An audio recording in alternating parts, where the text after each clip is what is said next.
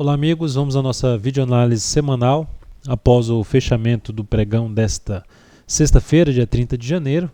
Ibovespa terminou o dia em queda de 1,79%, recuperando um pouco no leilão de fechamento. O índice futuro no momento apresentando aqui, depois que o Ibovespa fechou, uma alta de 0,74%. Se olharmos o índice futuro, a gente teve uma primeira hora de pregão bem ruim, mas travou depois, não andou. Ele está dessa forma, abre negativo e depois dá uma travada. Abre aqui negativo e depois tem uma travada. Então assim, vai caindo aos poucos, mas nada sem tanta consistência. Aqui está até ganhando bastante força agora para cima, 0,82, deixando um candle um pouco melhor do que o do Ibovespa, que fechou inclusive abaixo da mínima do pregão de ontem. Enfim, o Ibov já vem de um movimento de baixa, traz uma chance de ter um movimento de subida, mas por enquanto o Ibovespa não conseguiu ainda gerar essa sinalização. Não adianta, por mais que eu fale, para mim abre a chance sim de ter um movimento de subida, mas tem que ter um primeiro sinal para acontecer essa subida, um sinal que aumente essa chance de subida. E nesse momento aqui, para fazer uma primeira sinalização de subida, seria quebrar essa sequência de máximas descendentes. Então o Ibov teria que voltar para cima dos 47.759 pontos a partir de segunda-feira para trazer uma sinalização um pouco mais favorável para um novo movimento de subida no índice, afastando a chance que nesse momento foi deixada por essa semana, com queda de 3,83%, fechando abaixo das últimas 3 semanas, abaixo das mínimas, apontando agora com uma chance maior de chegar nos 45.852 pontos, primeiro nível de suporte, e depois disso teria o próximo suporte na faixa dos 44.900 pontos.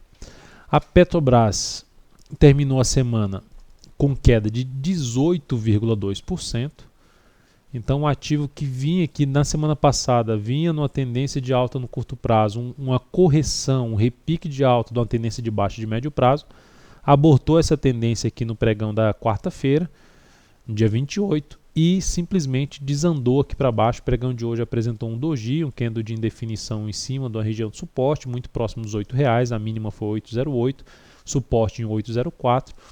Então o ativo vai apontando para uma retomada da sua tendência de baixa, com a provável perda dessa região de 8,04 a R$8. Tem um suporte um pouco mais abaixo na faixa de 7,80 e depois em torno de 7,45. Seriam os próximos níveis que eu vejo em termos de suporte para a ação. Mas é um ativo que eu não focaria em compra contra a tendência. Por mais que esteja no suporte, montou um doji, vai chamar a atenção de muitos para comprar a superação da máxima do candle de hoje, 8,34. É uma alternativa de compra? Sim. Se faz parte do seu perfil, sem nenhum problema. Não faz parte do meu perfil. Prefiro, se for para atuar comprando, buscar pelo menos day trade, no máximo day trade nessa ação, ali em sinalizações positivas, fundo ascendente, por exemplo, no gráfico de 10 ou 15 minutos, acima da região em torno de 8,30, usando 8,30 como suporte. Então, Petro com esse candle de indefinição, mas com queda de 6,51% no dia.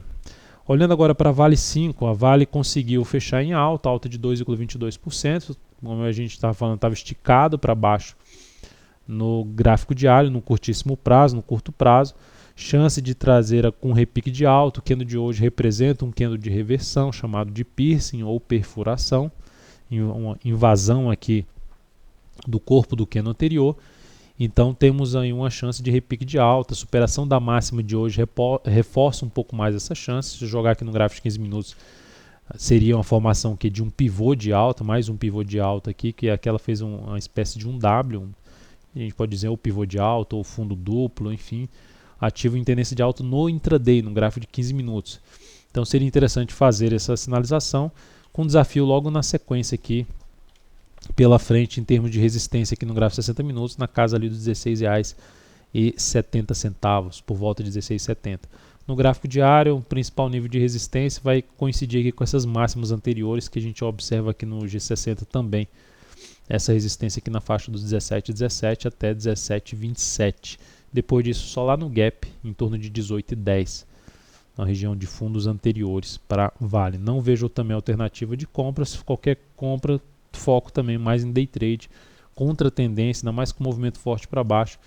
eu evitaria esse tipo de entrada na ação.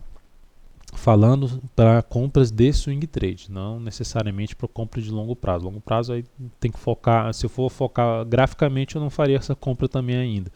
Mas em termos de fundamentos aí já é o tipo de análise que sai um pouco da minha alçada.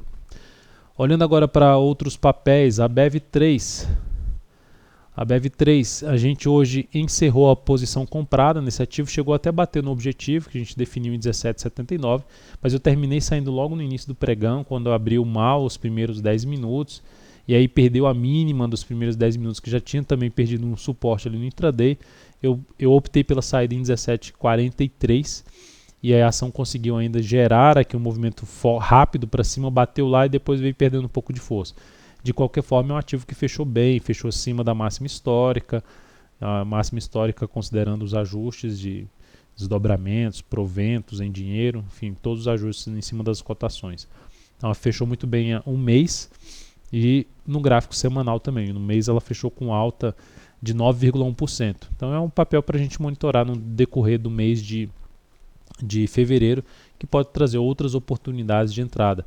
Essa compra na Vale trouxe aí, não, desculpe, na Vale, na BEV3 trouxe um retorno um pouco acima de 2%, 2,4%, e um aumento do capital de 0,55%. Se a gente pegar aqui, depois dessa operação, no mês, que foi um mês, pelo menos para mim, acredito que para a maioria, bem complicado, com vários stops sendo acionados, mas ainda as operações que fluíram bem, eu consegui ter uma relação risco-ganho mais favorável e trouxe um retorno aqui no mês de 2,18%. Esse cálculo aqui em cima então, é questão só de arredondamento. Esse cálculo aqui de cima leva em consideração um juros sobre juros, mês a mês, e esse aqui é cada mês separadamente.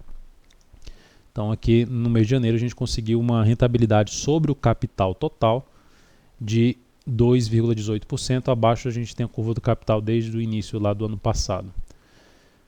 Olhando agora para os demais papéis, CPFE3, recomendei uma venda nesse papel hoje, ao perder os R$17, a ação perdeu esses R$17, terminou fechando 16,84, queda de 4,54%. Essa entrada aqui tem como objetivo, só pegando aqui os dados justamente já nessa planilha aqui, ó, que está pegando em abertas, nas operações em abertas, a gente tem aqui a CPFE3 venda, passei uma compra em Multi3, mas não foi executada e agora desconfigurou completamente a possibilidade de entrada nela.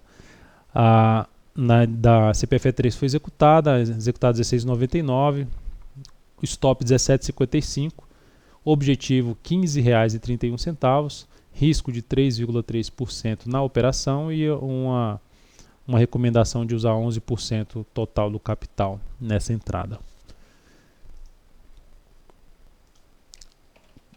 Outros papéis que a gente monitorar na semana que vem, que podem trazer entrada. CETIP3, que foi um dos ativos que trouxe um bom resultado para a carteira, para nossa buscando rentabilidade no mês de janeiro.